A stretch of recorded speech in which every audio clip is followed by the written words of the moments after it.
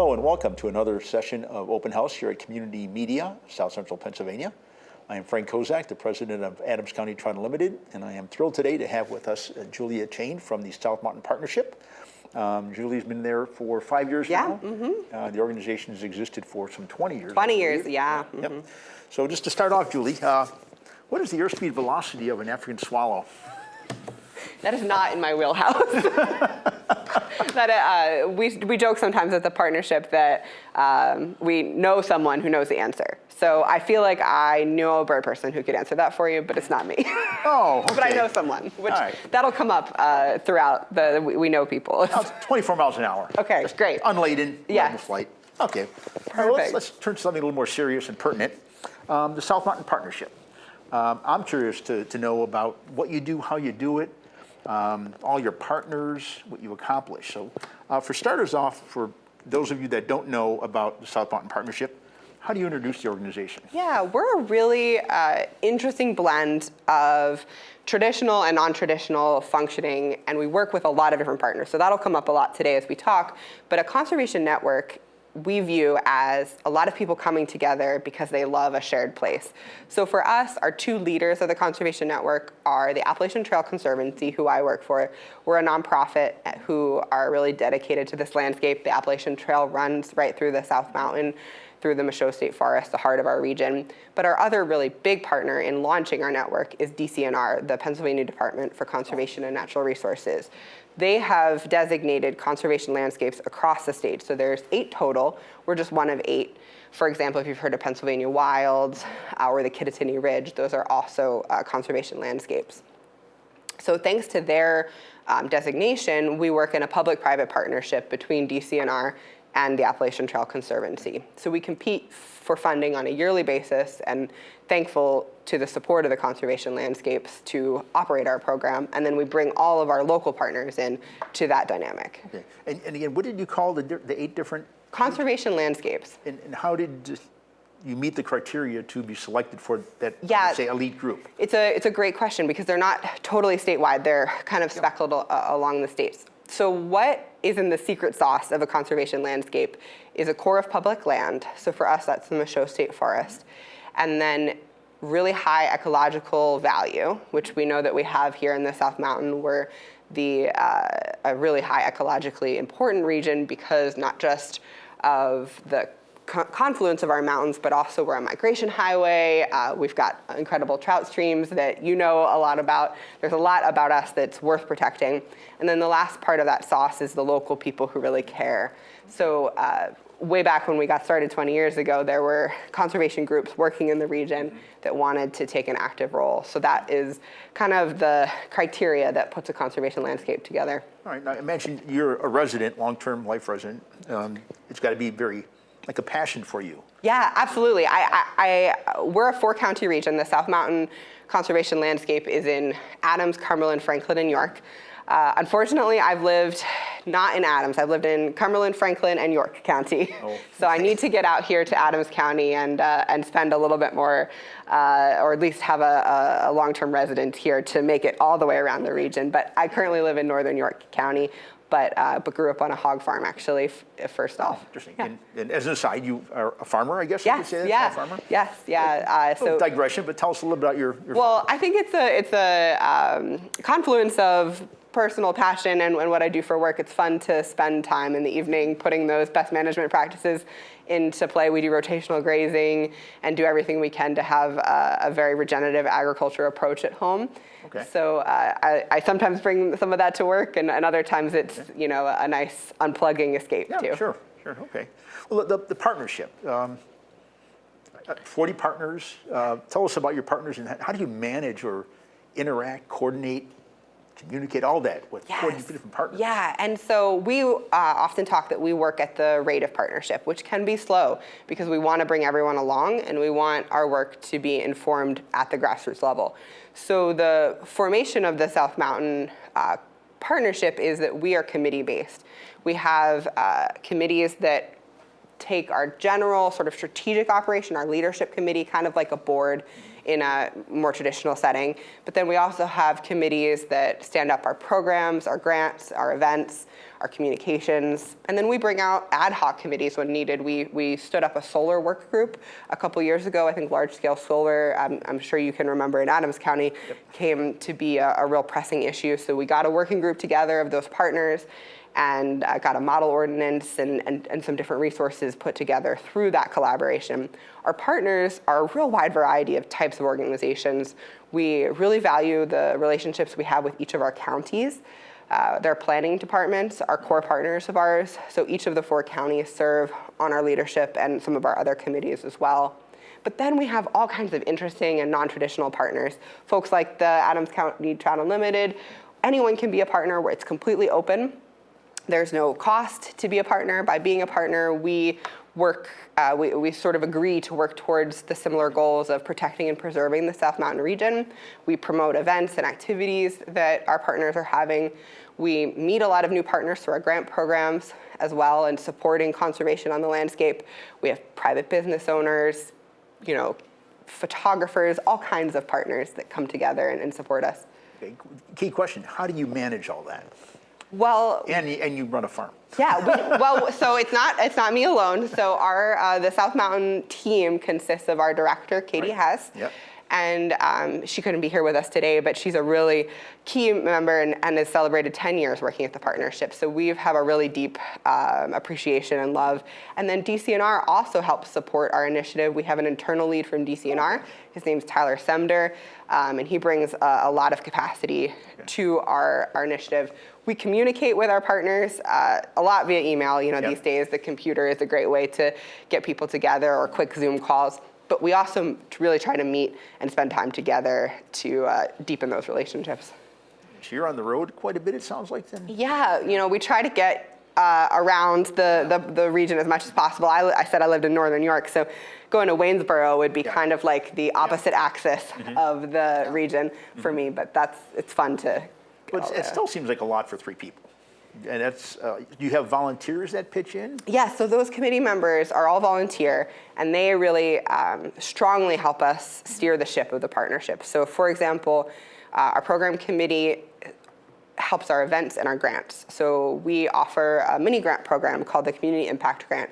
Our partners, our program committee, takes the time to assess the grant every year, look through our process, make sure that we're being as accessible and purposeful as possible with our grant making, helps us advertise, get that out there. Then we have a review committee that reviews and scores the grants. And they also, our program committee is also in charge of making sure that we have relevant and timely speakers. Just at our previous last 2 meetings, we've been talking a lot about data centers. And our program committee was able to connect us with speakers from Virginia and other local experts to bring that value to our partnership. All right. Well, I have to comment the great impact you had on Adams County Trout Unlimited several years ago with the mini grant. If I may say a word, it was $13,000. Yes. And with those funds, we were able to start to expand a riparian buffer along Conewago Creek just south of Biglerville. I mean, to date, we've now put in probably close to 400 trees and shrubs. That got us started. That money's from there. We eradicated or start the eradication of acres and acres of invasive species, which is wonderful. And then we put in about a 60-foot long sediment control device with those funds. And what's really unique about the work that you did is I appreciate you acknowledging the impact of our mini grant, but we were just such a small part of that. And we're so lucky to have partners that take our funding or our assistance, and it becomes this gigantic ripple effect in the pond of influence, because they can do so much more and are putting so many more dollars into the grant funds. Since we started our grant funds in 2009, for every dollar we've spent, the local community has invested $2.50. So it's really, we're happy to play a small part, but it's great to see what happens. And the last part that we did with that grant money, I have to make a plug. We installed or created a 900-yard walking trail at we call the Ziegler Mill Road access site. It's at 420 Ziegler Mill Road, again just south of Biglerville a bit. 900 yards through the woods. We have 3 or 4 teaching stations along the way for tree identification, for riparian buffers and invasive species. So again, have to make the plug. If you like to get out and stretch your legs a bit, I'd encourage you to take a visit. a great place to visit. Yeah, it's gorgeous. Yep. Not a bad place to fish either. No. Okay. All right. So that's how you operate. You email a lot, communicate a lot. You're traveling around quite a bit. The partners, how often do you engage them? I mean, there's so many, and you have these committees. Again, it sounds like you're traveling across the region. You've got all these committees. You're working with DCNR. I'm just curious from a business standpoint, how's that all coordinated and kept in one place with you staying sane? Yeah, oh my gosh, well, that's a good question. So one of the ways that we work is through a strategic plan. So that really guides us. And we'll talk a little bit more of our State of the Region later, but that's another sort of strategic planning document we have. So our leadership committee and all of our committee members contribute to a strategic plan that kind of sets up our goals and our focus areas. And we're just actually in the process of updating it. So at our last partnership meeting that all partners were invited to, we had a facilitated session to have more than 100 people give impact on our strategic plan. So that can be messy, but we really like the results of knowing that our work has been proofed at the local level and is meaningful. So we're taking all of that feedback right now and coalescing it into a smaller strategic plan. But having that strategic plan to guide us helps make sure that we stay in the boundaries of what is valuable for the region. But we also want to stay flexible. That's another thing that's important to us. We try to reserve time for unexpected things. Data centers, for example, are something that are up and coming, and or the solar conversations that we've had a couple years ago. You can't always anticipate those current events. Okay. And we want to be responsive. I'm just curious again, I'm interested in strategic planning myself. How often do you update your plan? Yeah, we've been going for it every 5 years. Okay. And our State of the Region, we also plan to update on a similar basis. We really are committed to our strategic plan. Our committee members will tell you we spend time quarterly going through a list and saying, how are we doing? We actually put little emojis, red flags, green thumbs up, or a yellow middle thumb, just to kind of say, okay, this is going well, this isn't, this is an action area. So we really try to stay engaged with it. We don't just put it on a shelf. Well, you can't. I mean, a key part of strategic planning is execution, right? Right. A lot of organizations, exactly. they plan, but they can't execute. If you're sitting there and you're monitoring your performance, you're way ahead of the game. Well, we try to make it as fun as possible. We sometimes turn it into games, or we try to keep it lighthearted. But yes, we return to it as often as we can. You have to, yeah. So you've done a lot, many things. What are some of the key things that you're most proud of that you've accomplished within the region? Yeah, so I'd say I'm most proud of our partners. I think we can take credit for just getting people together and getting ideas flowing. Our work really shines through the ripple effects of the impact of the whole partnership. And a really good example of that is State of the Region. We may talk about it a little bit more later, but here's Smokey with one of the publications that we put forth. But State of the Region was a research project. We had all of these partners. You have our visitors bureaus, you have county planners, you have clean water groups, you have Trout Unlimited. How do all those people see the same vision going forward? Because they each have their own priorities, whether it be water or air quality or transportation. Everyone's bringing a different need to the table. So we really wanted a way to look holistically at all those things together and feel like we were paddling the same boat. So State of the Region is a health report of all of those factors. So how many trails do we have? How impaired are our streams? What's our water and air quality like? And so through the process of putting together this report card, everyone was able to see their work in it and see where they could kind of find a niche that worked well for them. So when we launched State of the Region, it was the first time that as a whole group of partnerships, we kind of all settled on one direction, and we feel very proud of that. And I have to give our leadership committee and Katie Hess full credit for that. That idea and the process. We modeled it after a state of the environment that Berks County had done. And we also have mapping and detailed data behind these recommendations that kind of inform, so we can take that data to a challenge and know how are we doing in this particular area, or where do we really want to conserve land, and it can inform our decisions for 5 to 10 years. So when you say data, give us some examples of the type of data you collect, and then who manages it, who interprets it?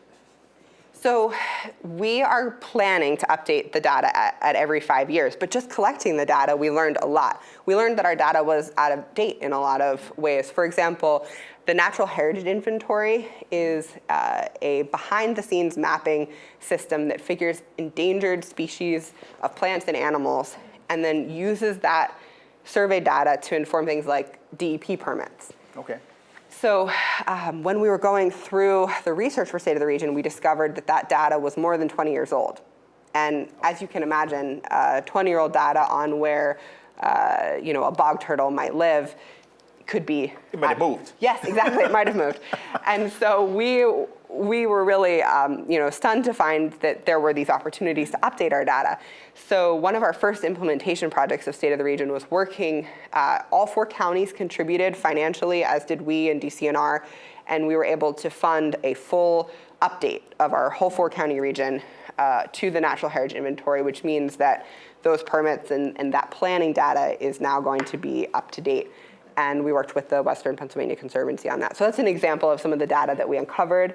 But please check out, I'll make sure that the link is attached to this video, because we've got really in the weeds data on everything from how many of us are able to get to a park or trail easily, how many impaired streams we have. So your volunteers, or not volunteers, your partners, your volunteers are going out and collecting this data? Is that So accurate? for the Natural Heritage Inventory, we worked with Western Pennsylvania Conservancy. They sent scientists out to do survey. We also collected from the public. So we did ask our partners if there were places that they were aware of that these species or plants or animals may be living. Interesting. So you had actually scientists going out. And Yes. Yeah, because when you talk about collecting data in over a broad spectrum of media and organisms, you've got the expertise to do that. Yes, yeah.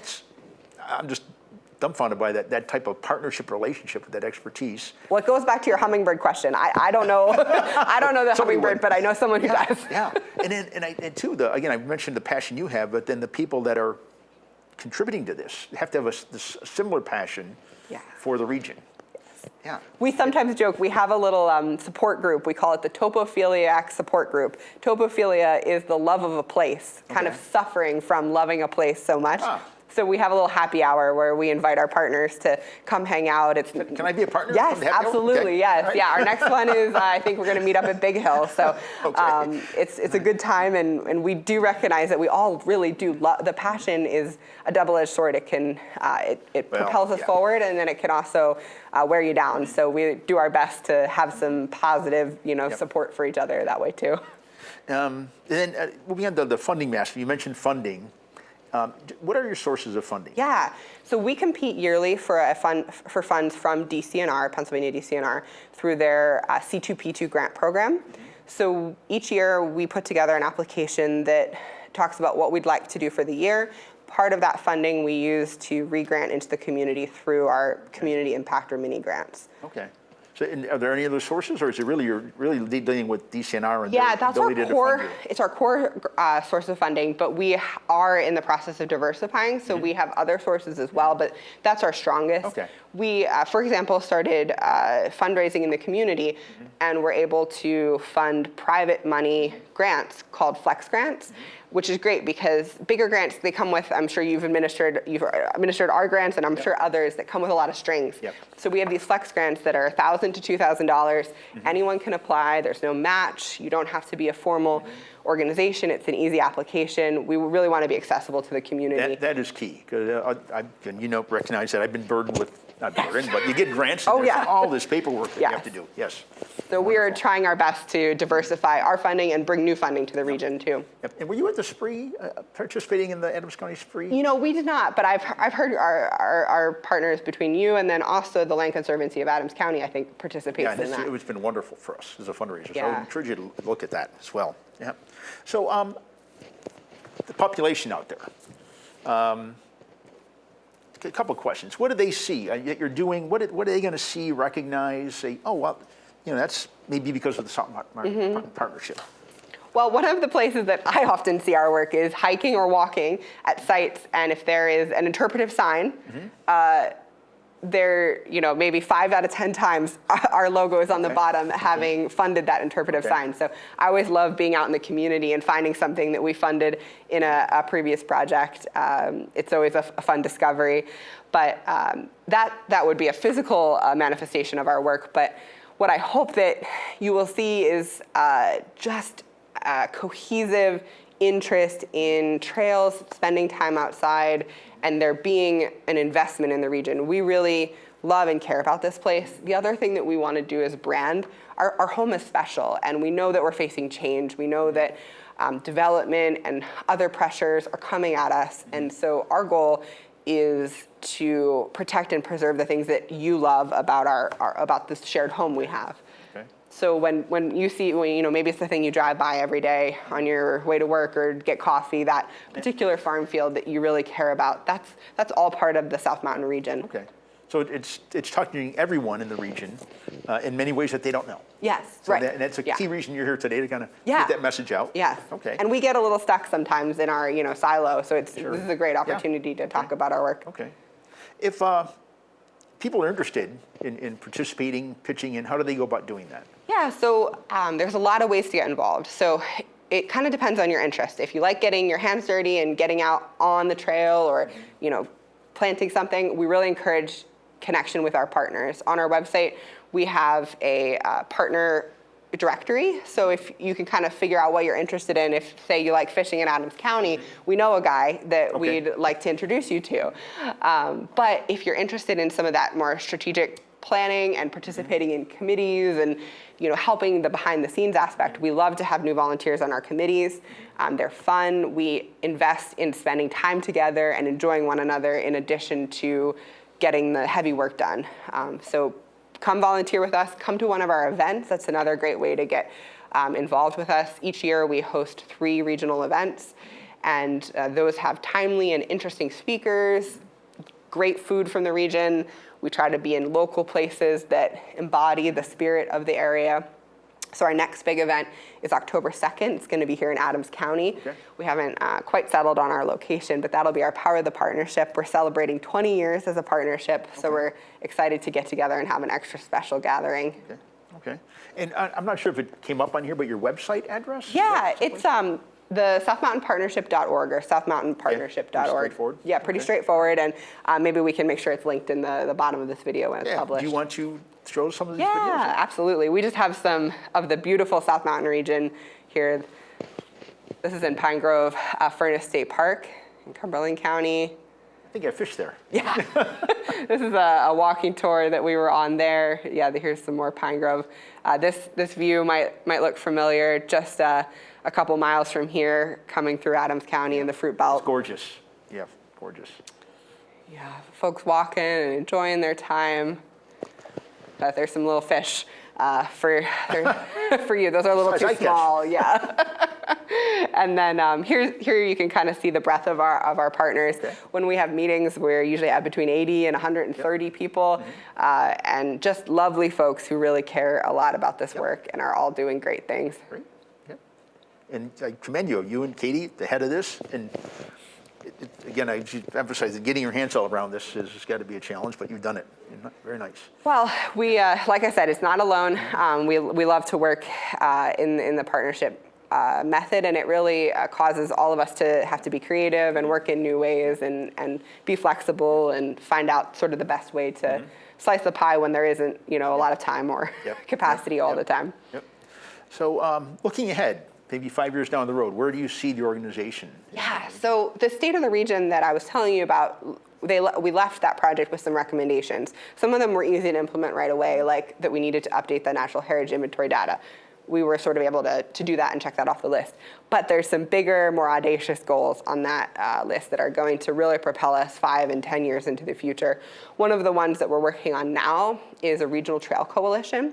So we're studying the feasibility of connecting our trails, especially our shared use trails that you could hike or walk, bike, maybe connect your community. Maybe you could take a trail to get to the grocery store. That would certainly be, I would love to do that. So right now we're assessing the feasibility of connecting some of the trail systems in the South Mountain region and how the best way to facilitate greater connection and more trails would be. And then we have so many wonderful hiking trails in the Michaud, the Appalachian Trail. So we also want to understand how communities access and can support both managing recreation on those sites, not overpopulating, but also loving those sites carefully. But then we're looking at other really even bigger goals. Wildlife corridors is something that we're just starting to talk about. The concept of connecting the ridgelines, if you're familiar with North and South Mountain, how do plants and animals live throughout the valley here, and what's the safest way to connect them? I'm sure you've been driving and you've almost or may have unfortunately hit a deer. You know, Haven't, but I've just been close. Yeah, yeah. What can we do to make sure that populations of animals are safe and humans are safe too, through dedicated greenways across the region? But that's a really that's a big concept that we'll all have to work together on for many, many years. Great goals, though. Yeah. I mean, outstanding goals for our community. It's fun to see where we could go together. Yep. And if you had to leave the audience with one last thing, unless you would like to add in other things that I haven't addressed, what would you like to convey to them? That's a great question. I think that as someone who's lived here my whole life, we easily get used to it, right? It's a beautiful place full of rich resources, and it's also home, and it's also the commute, it's also the busy day thinking about 10 million things other than the place that we're in. So I think taking a moment to recognize what's so special about our home is something that we could all take 5 minutes, this weekend to do. What's a view or a place that you just really love? What's a restaurant or a cidery place or an ice cream shop that really is special to you? If you were bringing someone into the area for the first time, what would you want them to see? Because I think sometimes, we go on vacation to these beautiful places, but we live in a beautiful place. And then by having that love and respect and reverence for our home, we can then invest more together in keeping it that way and figuring out what we do want to protect for our future generations to enjoy. Okay, all right. Anything else? No, that's good. No, that's great. It's been fun. I hope you've enjoyed this. I hope you come away with a sense of the great contribution that the South Mountain Partnership is making to the region. You may not see it every day or realize it, but it's there. It's making, in my opinion, all of our lives better. By just having this focus on conservation, recreation, environment, agriculture, with a collaboration of individuals that really care. So Julia, thank you very much. I'm thrilled you've been here and look forward to seeing you again. Well, thank you, Frank. Thanks for all the work that you do out in the region. This has been really fun. Thanks for having us. Great, thank you. All right.